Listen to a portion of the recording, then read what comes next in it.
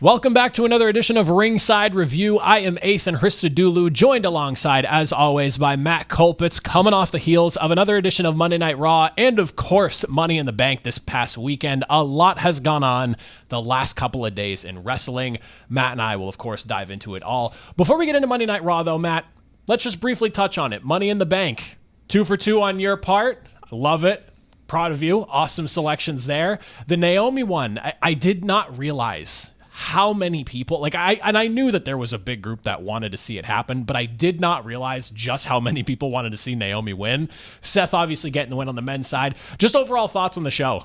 Yeah, I mean, I thought it was a pretty good showing. I mean, both Money in the Bank matches were actually pretty good. I did enjoy the men's, surprisingly. I thought it was actually a really good show. Not surprised by the winner. Rollins grabbed it, and I was like, oh, I remember literally the exact quote in the podcast was, "Is anyone but Seth Rollins winning this match?" So I wasn't surprised. But I was definitely very excited to see Naomi win. And yeah, the rest of the show, even the tag match at the end, I was buying into it. So yeah, overall, pretty good show. Give it maybe like a 7-ish out of 10, solid.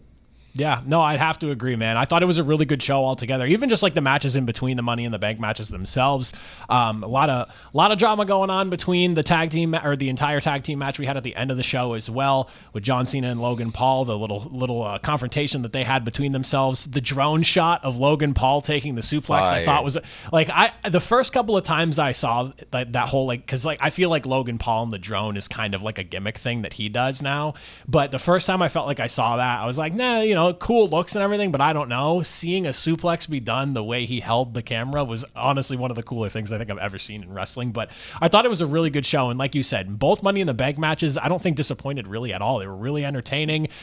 We had obviously the massive turn as Jacob Fatu kicking Solo Sikoa to the curb, shouting out, "I hate you, Solo." I think there was just so much. And I remember when we talked about the men's match and we were like, how is there, what is the possible path of a Seth Rollins loss? And I completely blanked on it. I don't know if you did. I wasn't even thinking about Solo and his group of guys, just because I feel like they've kind of fallen to the wayside so much now at this point that when they all started coming out, I was like, oh my God, this is how we don't get a Seth win. But sure enough, Seth, of course, comes out victorious. Naomi taking the women's. A lot of really interesting stuff going forward, and I'm really excited to see how it plays out. But Monday Night Raw, we'll dive into it and take a look at a few things. But first, R-Truth.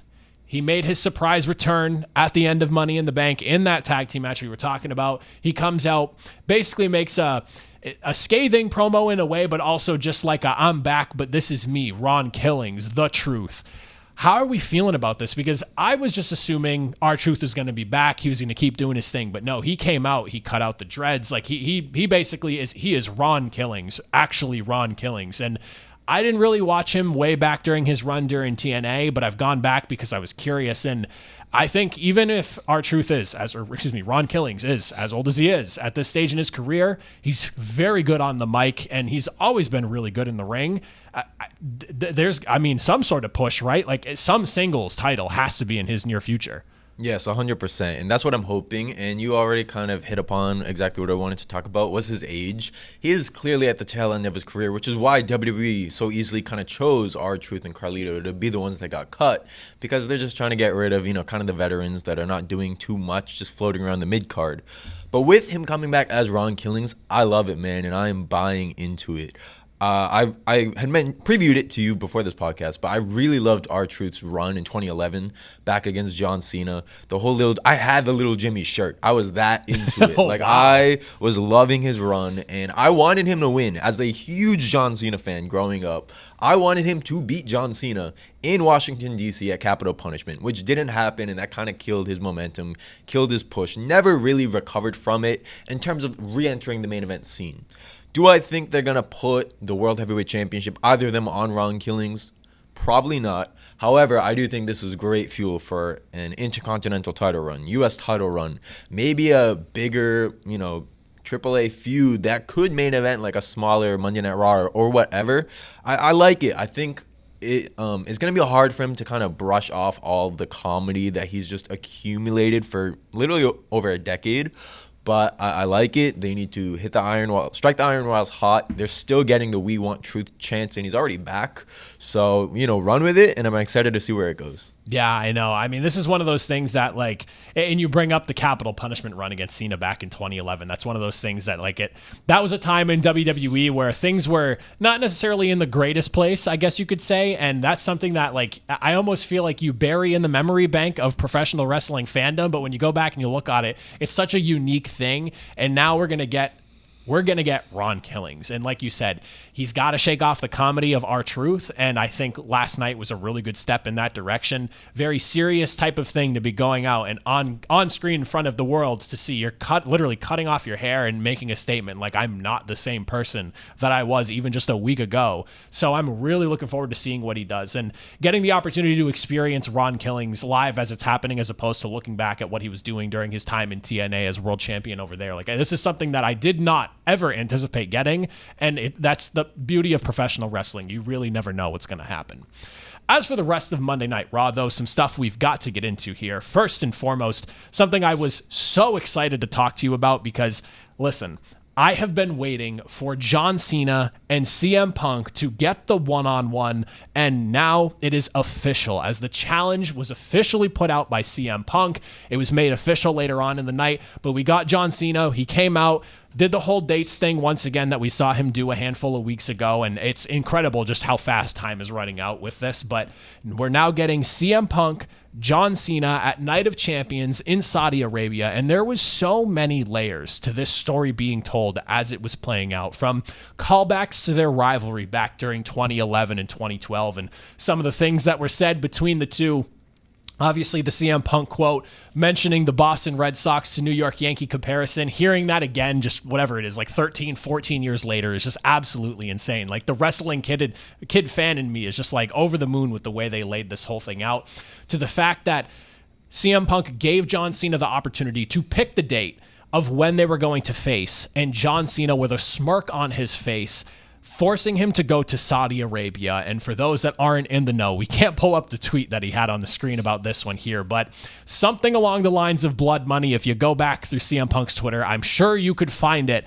A strong statement made about how CM Punk felt about WWE having shows and events in Saudi Arabia, and Cena smirk on his face, forcing CM Punk, for if he wants this match, you've got to meet me on the other side of the world. I am so ready for this. This is something that I've been excited about and that we have talked about as this whole thing was starting to unfold. Are you as excited as I am? And also, do you think, A, CM Punk can get the win here, or B, do we see this potentially spill over even into SummerSlam? Like, is this a one and done, or is this something that goes longer? Because a lot of people online wanted this for SummerSlam, whether it was night one or night two. I was kind of hoping the same thing as well. I'm under the impression that this is more than just one match. I would be shocked if they only do it once, because this was such a hot rivalry for both of these guys. For sure. And I feel like there's something I need to mention, which is the nostalgia part that will then transition into how I feel currently. And with the nostalgia part, I just want to say I agree with you. Like, this is the rivalry for John Cena. This is the match you've wanted to revisit on this farewell tour. Because, you know, so many people have pitted Randy Orton as the guy that has to be Cena's last match. And that's the rivalry. For me, as my childhood, I hated Edge. Like, that was the guy where I was like, this is John Cena's I hate that we can't get that ultimate rival. Like, I would love to see that. But one of the most memorable is Cena and Punk. Just Money in the Bank. I believe it was also 2011. I could be wrong. Check me on that date. But Money in the Bank, Cena, Punk. Everybody wanted it at Money in the Bank or SummerSlam. And this is where it transitions. When this is so anticipated and wanted, it's clicking for me now. I feel like I'm finally understanding Cena's kind of direction. Because for weeks on this podcast, I've been saying, I don't get it. It feels lazy. And I'm just accepting now that it's meant to be that way. Cena made the claim he's going to ruin wrestling, and that is literally the whole direction. You actually put it in my head. I wasn't thinking about that. The whole, bringing CM Punk to Saudi, how Punk feels about Saudi. It just makes sense that Cena's just trying to get on your skin. That's the character. He's supposed to be lazy. He literally had a countdown on Raw showing that he has 19-something dates left. He's literally just building the anticipation that he is out the door. It's clicking. I like it. I like this move. I like that the number one match so many people want to see is going to be stuck on a show that always gets so much controversy because of having to go to Saudi. I see it. I see the vision. I like it. I'm accepting it. And Do I think Punk will win? No. Do I think it's the only match? I really hope not. I do hope it does bleed out into SummerSlam or later in the year. We'll see. But, Cody's still in the picture. Cena still has some other people to get to. But this is definitely the one that I'm most excited for. You know what? So you just planted a seed in my head, and I wasn't even thinking about this. To your point of John Cena ruining professional wrestling, and this is his character not giving us what we want in regards to what he's doing. I didn't even think of the fact that, yeah, let's pull this match that people desperately want to see at SummerSlam and put it at a show in a location that is always just covered in controversy. It feels like every time this Saudi Arabia event, whatever it is that year, gets brought up and the build starts to begin, you start to see the things, the reports that come out. WWE always gets bashed for it by wherever it may be coming from. And then, of course, just the whole situation in its totality. So that's actually that's a really good point. And prior to me basically passing it off to you to talk, I was thinking this spills into SummerSlam. But now that you said that, I don't think it does now. Maybe it doesn't, because again, to your point, it's not giving us what we want. It's taking what we want, maybe giving us a sprinkle of it, but not in the way we'd want to see it. Yep. And a lot of people clamoring for Randy Orton to be his last match. What did we do? One and done, got it right out of the way. And it ended in like a really weird fashion where a lot of people criticized the whole R-Truth angle to it and everything like that. So now, here we are. Everyone wants Cena versus CM Punk. Everyone either wanted it at Money in the Bank or SummerSlam, but no, we're going to put it in a situation where nobody wants to see it in Saudi Arabia. CM Punk doesn't even want to be in Saudi Arabia based off of previous comments he's made in the past.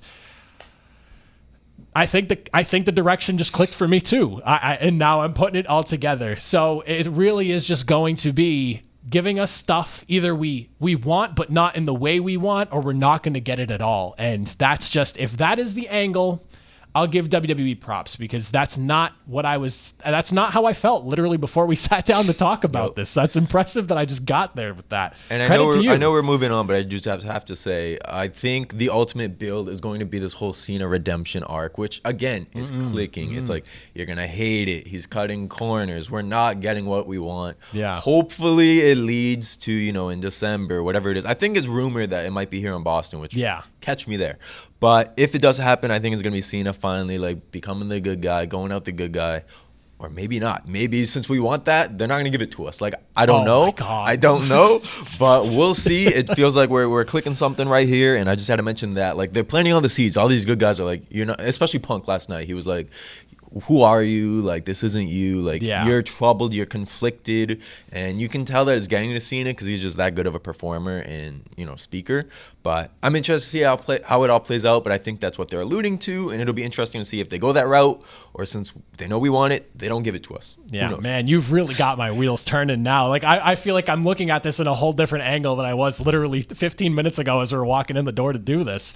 Well, we do have some other things we got to get into. And second thing on the docket, of course, Roxanne Perez and, of course, Sami Zayn qualifying for their respective opportunities to battle in the semifinals of the King of the Ring and Queen of the Ring tournaments. I will say this. Roxanne Perez basically got the opportunity I thought she was going to get at Money in the Bank, and it's just now being rolled into screwing Liv into not being able to make her way into the Queen of the Ring tournament, or making her way further into the tournament, and now it's going to be Roxanne Perez instead. I love this angle. This is what I wanted to get out of Money in the Bank, with her winning the briefcase as opposed to Liv Morgan being even in the match. So since we're getting it this way, we saw the clear tension following the match, and this feels like we're heading towards that implosion that I have been anticipating for a while now. And it almost feels like it's kind of put Liv Morgan in this vulnerable position where it kind of feels like she's like losing it in a sense, where she's already kind of played like the crazy bratty girl as it is. But this is like accelerating it to another level, because we had Liv Morgan, of course, approach Nikki Bella during her promo in the ring later on in the night. And there was like this hint of like crazy delusion and like look in Liv Morgan's eyes, the way she was delivering everything towards Nikki Bella. You could tell she's stressed out. She's missing opportunities she feels like she should be in. And now she's just going after the legend that's in the ring, trying to promote an upcoming event that's coming up down the road. So I really love the Roxanne Perez angle for this. And I think it makes a lot of sense storytelling wise for the Judgment Day. Yeah, I mean, and I think when you look back at Money in the Bank, now it makes a lot more sense why it was given to Naomi. It was my pick. I felt like she was doing great character work. You already know how that goes. But I feel like Roxanne Perez really has only continued to climb. She got a showcasing at Money in the Bank. She had all these cool spots. She didn't win, but ultimately she also didn't really lose. Literally the next night, she's out here winning the Queen of the Ring qualifier. So she's moving up. Liv Morgan's moving down. I actually ended up loving the exact promo battle with her and Nikki Bella, because it's really giving kind of the same sense of Naomi's character work. The crazy, like, I'm already a veteran, I've done it all, like, I'm just going to do everything for me. That's what Liv Morgan seemingly is going into, with the Judgment Day crumbling, seemingly Liv Morgan on her way out of the group. I love it. I'm excited to see Roxanne Perez continue to climb and probably work her way in, with Liv Morgan continuing to kind of spiral, like, in terms of character work, and work her way out.